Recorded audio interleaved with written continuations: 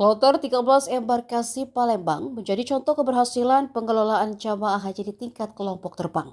Sebanyak 444 jamaah berangkat ke Tanah Suci dan seluruhnya kembali ke Indonesia dalam jumlah yang sama, meski mayoritas merupakan jamaah lanjut usia dan kelompok berisiko tinggi. Ketua Kloter 13 Nurul Huda mengatakan hanya sekitar 30 jamaah yang tidak masuk kategori lansia maupun risiko tinggi. Menurutnya, keberhasilan tersebut tidak lepas dari strategi promosi kesehatan yang terus dilakukan serta kerjasama seluruh petugas dalam melayani jamaah selama penyelenggaraan ibadah haji. Tenaga Kesehatan Haji Indonesia, Kloter Palembang 13, Dr. Nora Ramkita menjelaskan bahwa kunci menjaga kesehatan jamaah adalah pencegahan, deteksi dini, dan pengawasan kesehatan yang dilakukan secara berkelanjutan sejak keberangkatan hingga kepulangan ke tanah air. Ia bertugas bersama Dr. THD Dr. Verda Puspalina dan perawat Ria Sutanti untuk memastikan jemaah tetap sehat dan selamat selama berada di Arab Saudi. Assalamualaikum warahmatullahi wabarakatuh. Perkenalkan, nama saya Dr. Nora Ramkita, saya dokter kloter dari Palembang 13. Bersama saya ada dibantu oleh satu orang dokter PHD, yaitu Dr. Verda Puspalina spesialis penyakit dalam, dan satu orang nurse, yaitu Suster Ria Susanti. Bersama mereka, kami sama-sama membantu dalam pengawasan kesehatan jemaah haji di kloter kami. Adapun tips-tips yang kami sudah lakukan di kloter kami, hingga saat ini ada beberapa hal, yaitu saat keberangkatan kami berupaya untuk mengidentifikasi terlebih dahulu jemaah kami dari 444 orang itu berapa yang lansia, kemudian berapa yang memiliki resiko tinggi. Nah, ternyata ada lebih dari 60% jemaah kita lansia dan hanya 10% kurang lebih jemaah yang tidak memiliki resiko tinggi. Nah, artinya sisanya adalah jemaah yang memiliki resiko baik yang tinggi, sedang maupun ringan. Nah, untuk hal itu kita perlu menjaga jemaah kita agar tetap sehat dan selamat dari keberangkatan hingga kepulangan. Yang kami lakukan adalah kami melakukan visitasi. Nah, visitasi yang kami lakukan itu kami upayakan rutin, bisa dalam waktu 1 hari sekali atau 2 hari sekali. Nah, itu kami lakukan di hotel-hotel, baik itu per lantai ataupun per kamar.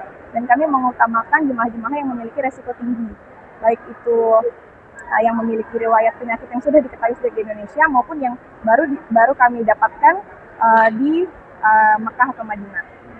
Kami lakukan pengingatan kepada jemaah-jemaah agar tetap mengkonsumsi obat-obatan rutin. Kemudian bagi yang sehat, kami tetap mengingatkan mereka supaya menjaga kesehatannya, yaitu dengan promosi dan edukasi kesehatan. Banyak hal yang bisa kita ingatkan, yaitu misalnya jemaah tidak terlalu memforsir dirinya dalam beribadah, kemudian bisa mengukur dirinya apakah dia beribadah itu sesuai dengan kemampuan fisiknya, seperti itu. Kemudian kita juga mengingatkan untuk menjaga etika batuk, karena di kloter itu rata-rata lebih dari 90% jemaah itu menderita batuk haji.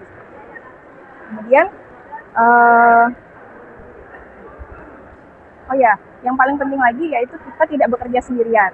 Dalam bidang kesehatan kita bekerja sama dengan bidang yang lain. Di sektor kita punya klinik sektor, ada dokter-dokter sektor di situ, spesialis maupun yang perawat yang ada di sektor, itu kita bekerja sama untuk berkonsultasi terhadap jemaah-jemaah yang memerlukan penanganan lebih lanjut.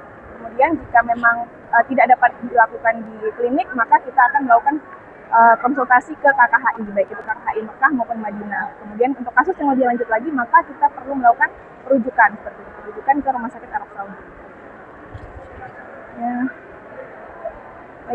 Selanjutnya koordinasi juga kita lakukan terhadap petugas kloter yang lain, baik itu ketua kloter maupun pembimbing ibadah.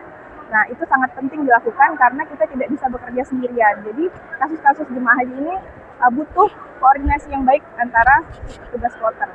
Jadi penanganan terhadap jemaah itu bisa dilakukan secara cepat dan tepat. Jadi tidak hanya bekerja sesuai dengan tusinya masing-masing, tapi bisa berkoordinasi antar lintas tusi, seperti itu. Nah, yang terakhir adalah dokumentasi dan pelaporan. Jadi apapun yang kita lakukan, maka kita upayakan untuk mendokumentasikannya dan melaporkannya sesuai dengan pelaporan yang kita miliki masing-masing. Jadi kalau di bidang kesehatan kita laporkan dalam grup-grup WhatsApp untuk koordinasi maupun sistem aplikasi, yaitu berupa Siskohankes Haji. Ya, kunci keberhasilan dalam pelaksanaan ibadah haji, terutama dalam bidang pelayanan kesehatan, adalah fokus pada pencegahan, deteksi dini, dan keselamatan jemaah. Kemudian kita harus mengutamakan jemaah dengan risiko tinggi, lansia, dan disabilitas. Bismillah, Assalamualaikum warahmatullahi wabarakatuh. Perkenalkan, saya Nurul Huda, Ketua Kloter PLM 13. Alhamdulillah malam hari ini kita berangkat ke Palembang, tepatnya pukul 2.40. Kita menuju Bandara Sultan Mahmud Badarudin II. Alhamdulillah jumlah Kloter PLM 13 utuh dari berangkat sampai kepulangan. Ada 1 orang jamaah yang tanazul mandiri ke PLM 04. Kemudian ada 2 orang yang tanazul mandiri ke Abu Dhabi. Jadi sekarang jumlahnya 441 orang. Alhamdulillah kondisi semua jamaah dalam keadaan sehat walafiat. Dan kita sebagai petugas kloter berpartisipasi aktif dalam memantau kesehatan jamaah. Terima kasih. Wassalamualaikum warahmatullahi wabarakatuh. Nah Ibu, gimana Bu kalau misalnya ada masalah kesehatan? Kan ini paling pentingnya.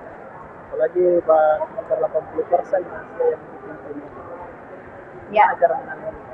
Ya, alhamdulillah kita dokter kloter, ada juga PHD-nya dari layanan kesehatan, semuanya bergerak aktif dalam memantau kesehatan jamaah, sehingga walaupun jamaah kita banyak dari lansia, 85% lebih dari lansia, semuanya terpantau secara utuh kesehatan jamaah.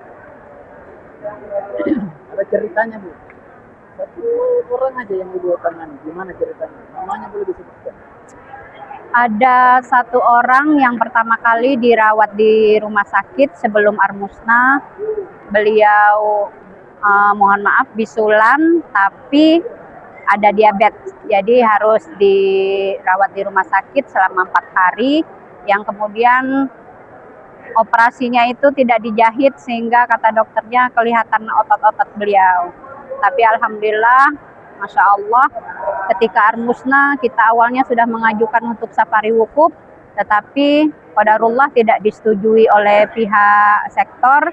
Tapi alhamdulillah ibu itu sehat walafiat, bisa duduk seperti semula selama dalam masa Armusna. Apa sih rasanya bisa mengelolanya? Apakah doanya bagus, mantap, atau gimana ini? Kayaknya dokter-dokter kita yang bagus Pak. Iya, kalau ketua kloter hanya bisa memantau dan ya akhirnya berdoa. Semoga kami pulang dengan utuh jumlahnya. Oh, Iya. siap. Nurul Huda ya? Iya. Makasih Bu. Ya, sama-sama Pak. Semoga sampai ke Indonesia dan selamat. Iya, makasih. Download Tribun X sekarang, menghadirkan lokal menjadi Indonesia.